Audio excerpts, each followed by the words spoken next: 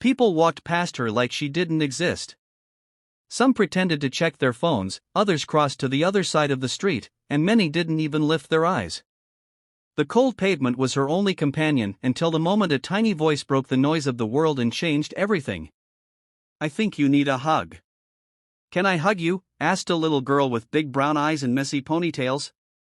No one expected what happened next, not the homeless woman, not the girl's mother standing frozen behind her, and definitely not the strangers who later claimed this moment restored their faith in humanity. Rain had been falling for hours, turning the sidewalks into mirrors that reflected the city's hurried life. Among these reflections sat a young homeless woman named Maya. Her clothes were damp, her hair clung to her cheeks, and her eyes carried a quiet exhaustion, the kind that comes from too many nights without a bed and too many days without anyone saying her name with kindness. People rushed past, shielding themselves from the rain, shielding themselves from her. Maya wasn't angry at them, she was used to being invisible. Ever since she lost her job and her small rented room, she had learned to live between shadows and silence. But even when her body shivered from cold, the worst pain came from loneliness, the kind that slowly erases a person from the world. On this particular evening, Maya sat near a bakery whose warm smell reminded her of better days. She hugged her knees, watching families hurry home. That's when a small hand tugged at her sleeve. It was a little girl, maybe 6 years old, wearing a bright yellow raincoat that made her look like a tiny sun in the gloomy evening. Her mother stood 2 steps behind, holding an umbrella and looking apologetically at Maya, as if worried her daughter was bothering her. But before Maya could speak, the little girl tilted her head and said softly, "Are you sad?" Maya froze. She hadn't heard a voice directed at her with genuine curiosity in months. The girl continued, "You look like someone who needs a hug." Maya felt her throat tighten. She tried to smile, but her lips trembled. "I'll be okay," she whispered. The girl took a step closer. Her mother called her name gently, "Lila, come here," but the child didn't move. Instead, she asked, "Can I hug you?" The world seemed to stop. Even the rain quieted. Maya's eyes widened. No one had touched her in a long time, not a handshake, not a pat on the back, nothing. She wanted to say no, not because she didn't want the hug, but because she didn't feel worthy of it. She felt dirty, small, forgotten. But Lila didn't wait. She opened her arms wide and wrapped them tightly around Maya's cold shoulders. And just like that, Maya broke. Tears poured down her face as she held the little girl, her body shaking with months of pain. Lila just squeezed tighter, her small hands warm and steady. People walking by slowed down, surprised, moved, confused. A few even wiped their eyes. The mother, initially afraid, saw something she couldn't deny. Her daughter had given what adults often forget to give freely: simple, human kindness.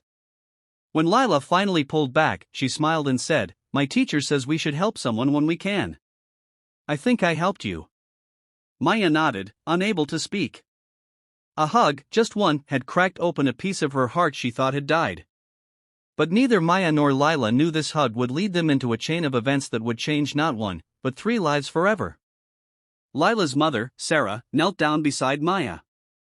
"Are you all right?" she asked softly. Maya quickly wiped her tears, embarrassed. "I'm sorry. I didn't mean to cry." "You don't have to apologize," Sarah said gently. "Sometimes a small hug is all a heart needs." Sarah hesitated but then asked, "Have you eaten today?" Maya shook her head. Without a second thought, Sarah went inside the bakery, bought warm soup, bread, and tea, and handed it to Maya. Lila proudly said, "It's because you're our friend now." Friend. The word hit Maya harder than the cold ever had. Sarah asked if she had anywhere safe to go. Maya admitted she didn't. She hadn't had shelter for 2 months and had tried to stay strong, but life kept pushing harder. Instead of offering empty sympathy, Sarah did something else, something brave. She took out her phone and made a call to a friend who worked at a women's support center. Within an hour, a volunteer arrived and spoke to Maya with respect, not pity. They offered her temporary housing, meals, and help finding work.